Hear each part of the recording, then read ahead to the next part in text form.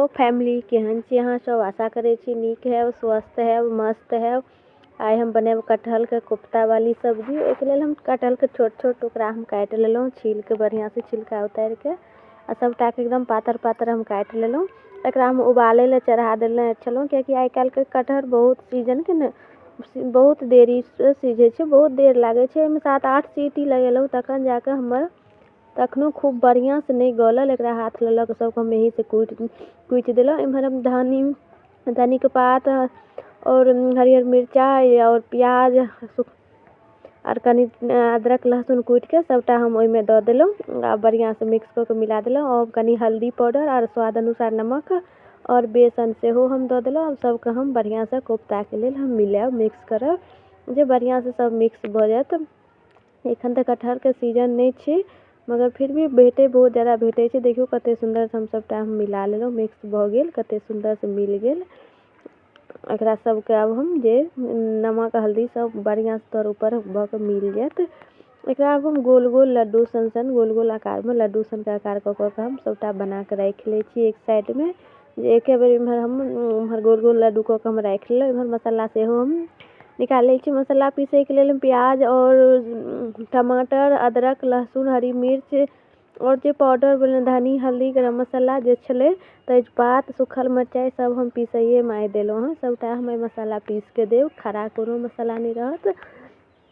सब हम पीस के निकाल लेलहुँ। इम्हर हम जते गोल गोल लड्डू हम बनेने छलहुँ सबटा लड्डू के हम फ्राई करे ले हम दऽ देलहुँ। इम्हर सरसों तेल में हमर गरम भेल छलै, सबके हम उलट पुलट के हम दऽ देलहुँ। बढ़िया से हमर देखियो कते सुंदर से सब कोफ्ता हमर फ्राई भऽ गेल आ कते सुंदर लागे छै, एकदम लाल लाल। इम्हर हम फोरन के लेल वएह तेल जे बचल छलै वएह में हम पचफोरन देलहुँ और किछ नहीं हम खड़ा मसाला सब देब। पचफोरन खूब बढ़िया से हमर जरि गेल। आब जते हम मसाला पीस के रखने छलहुँ वो सबटा हम दऽ देलहुँ। हम तेजपात आइ फोरनो में नहीं दऽ के तेजपात के आइ हम पीस के देब, कियाकि एकर पीसला के बाद एकर गजब के स्वाद आबै छै, अलगे एगो टेस्ट आबै छै। आ मसाला हम स्वाद अनुसार नमक दऽ देलहुँ।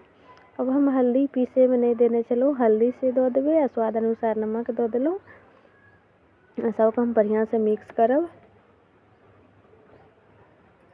अब कनी हम 1-1.5 चम्मच हम गरम मसाला सेहो दऽ देलहुँ। अब सबको हम बढ़िया से फ्राई करब। अहाँ सब हमर प्रोफाइल पर जाए, प्रोफाइल चेक करब। वीडियो नीक लागत है तो लाइक शेयर कमेंट करब।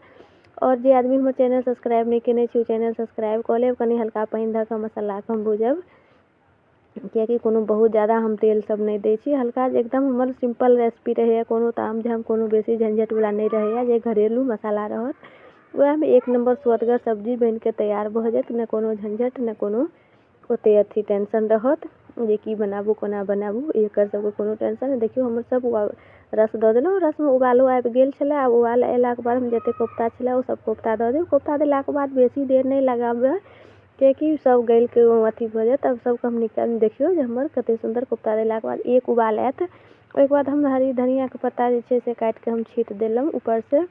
अब हमर सब्जी के कलर देखियो कते सुंदर, बहुत ही लाजवाब, बहुत ही स्वदगर बन के तैयार भऽ गेल रहे, एकदम कम तेल मसाला में। एक बेर अहूँ सब ट्राई करब, बड़ी मस्त स्वाद एकर आयत। सब जे मसाला सब पीस के देबै तऽ ओकर एगो अलगे टेस्ट आबै छै, बहुत ही लाजवाब।